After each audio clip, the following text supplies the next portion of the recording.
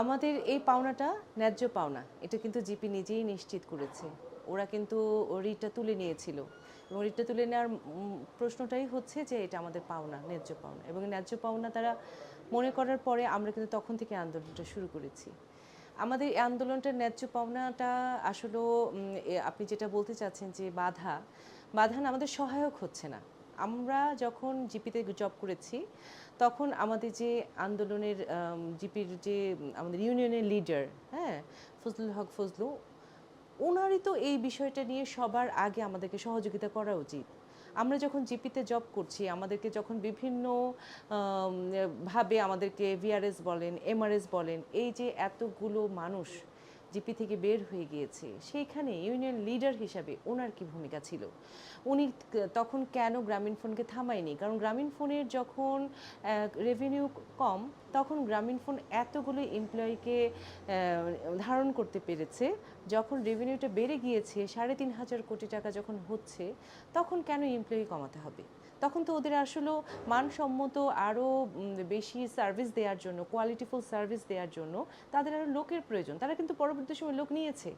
গ্রামীণ ফোনের রেগুলার এমপ্লয়িদেরকে বিভিন্নভাবে ওনারা ছাঁটাই করে দিয়ে, কাউকে তো ফোর্সফুলি ছাঁটাই করে দিয়েছে, মেল দিয়ে, একটা জাস্ট মেল দিয়ে ইউ আর নো মোর এই টাইপের কিছু দিয়ে ওনারা বের করে দিয়েছে, এবং কাউকে বিভিন্ন রকম প্যাকেজ দিয়ে অফার করে বাধ্য করেছে সেই প্যাকেজগুলো নিতে।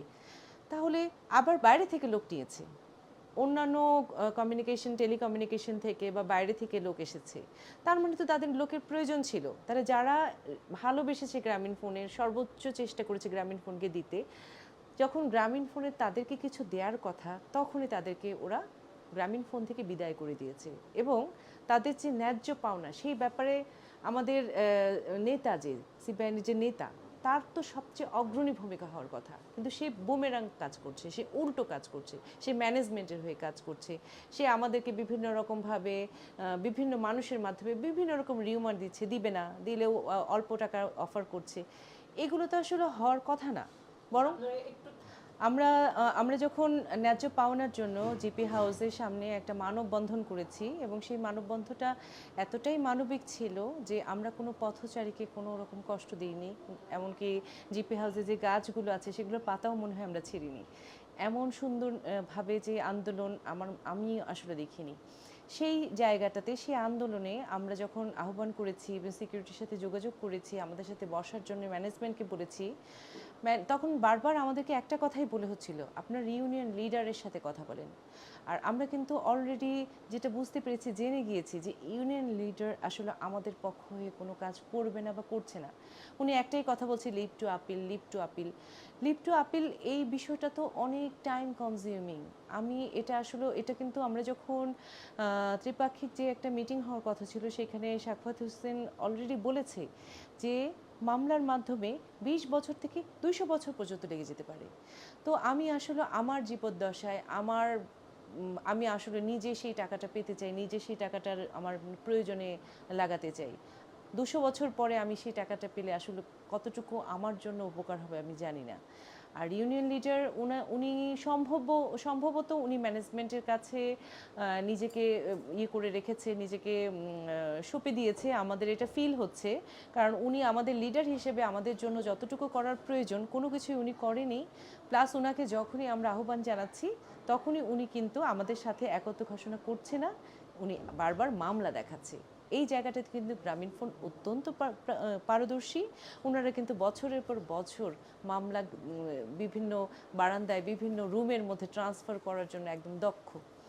তো এটাতে আসলে বোঝাই যাচ্ছে যে ওনারা সলিউশন চাচ্ছে না, ওনারা চাচ্ছেন সময় ক্ষেপণ করতে, জিনিসটাকে আরও বেশি হালকা করে ফেলতে, আমরা যাতে আন্দোলন করতে করতে এটা থেকে টায়ার্ড হয়ে আমরা সরে যাই। কিন্তু ওনারা ভুলে যাচ্ছেন, একটা মানুষের যখন দেয়ালে পিঠ ঠেকে যায় তখন কিন্তু তার আর কিছু করার নেই। এই ন্যায্য পাওনার জন্য আমরা এত দূর পর্যন্ত এসেছি, এত কিছু সহ্য করেছি, মামলা হামলা, জলকামান থেকে শুরু করে অনেক রকম পারিবারিকভাবে আমরা অনেক কিছু কিন্তু হেয় হয়েছি, প্রতিপন্ন হয়েছি, আমরা অনেক কিছু কিন্তু অলরেডি টলার করেছি। সো আমরা কিন্তু আর পিছু পা হব না।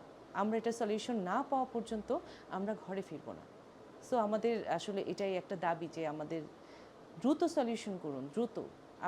আমি ফজলুল হককে বলছি, আপনি একজন বেনিফিশিয়ারি, আপনিও পাওনাদার। আমি যদি টাকাটা পাই আপনিও পাবেন।